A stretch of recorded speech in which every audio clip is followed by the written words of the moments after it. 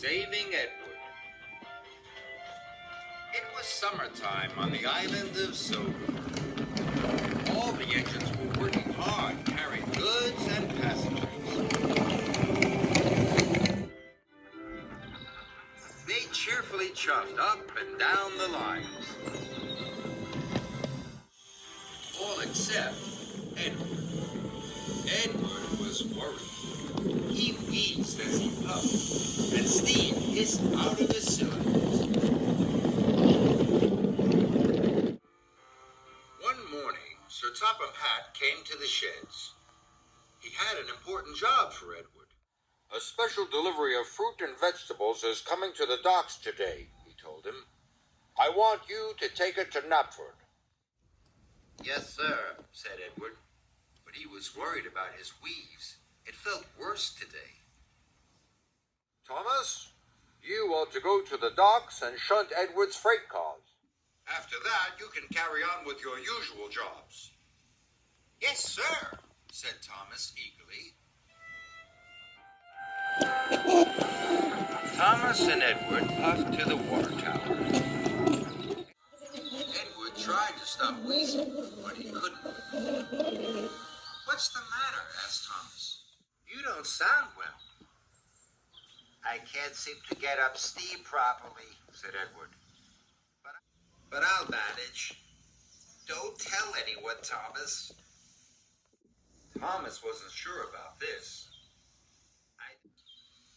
I don't want Sir Topham Hatt to know, hissed Edward. Thomas could see Edward was worried, so he agreed. He hurried off to shunt Edward's freight car. Edward followed slowly to the docks.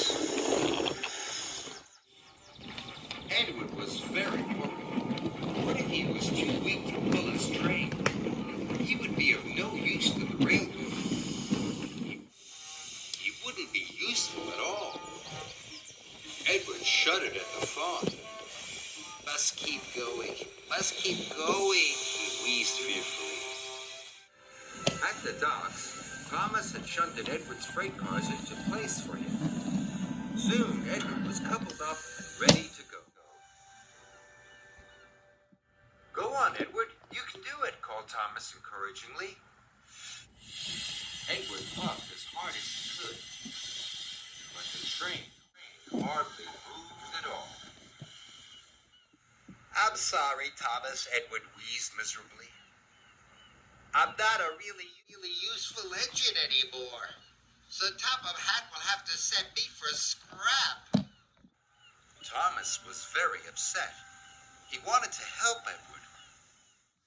I'll do my other jobs first, Thomas said. Then I'll pull the train for you. Edward watched Thomas puff away. He wasn't sure if it was right to let Thomas do his job. Edward felt very worried. Thomas needed to do all his jobs as quickly as possible so that he had time to pull Edward's train. Hurry up, he told the troublesome trucks. Whack four, they snapped. For Edward, puffed Thomas, and he biffed them crossly. Edward waited sadly by his train. He hoped Thomas would come back soon. When Thomas finished all his jobs, he puffed back to collect Edward's train. Edward was very pleased to see him. Don't worry, Edward, puffed Thomas. I'll have your job done in no time. You go back to Teignmouth and I'll meet you there later. Thank you, Thomas, wheezed Edward.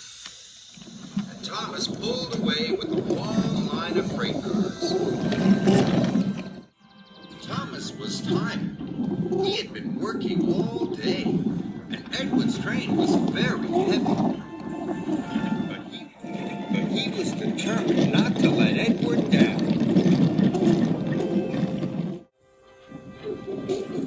Sir Topham Hatt was talking to Gordon as Thomas puffed in.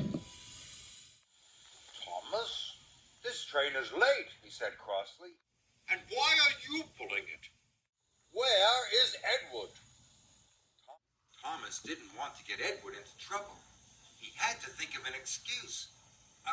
Well, Edward took on the wrong sort of coal, sir. The wrong sort of coal, boomed Sir Topham Hatt. What nonsense, Thomas! I'll find out what Edward has to say about this later. Sir Topham Hatt was very cross. He gave Thomas another job to do. Yes, sir, said Thomas. Gordon steamed through the countryside. And then he found Edward having a rest.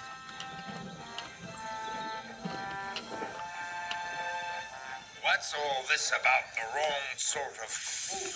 Huffed Gordon. Edward looked puzzled. The wrong sort of coal? Gordon told Edward all about Thomas and Sir Topham Hatt. Edward felt very bad. He wanted to put things right. He decided he must go and see Sir Topham Hatt straight away.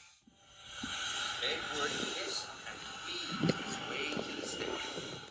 His fire felt feeble. His wheels felt weak, but he battled on.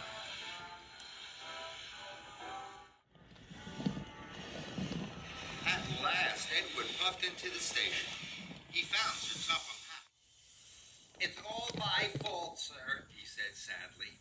I asked Thomas not to tell you I couldn't work. I was afraid of going for scrap. I'm very sorry. I should have talked to you this morning. You should always tell me if you have a problem, said Sir Topham Hatt. You are a loyal, hard-working, and really useful engine. I will send you to the fitters' yard straight away. You'll soon be as good as new. Edward was very relieved, and Thomas was very tired from his extra work, but they both agreed, even when it's hard, it's always best to tell the truth.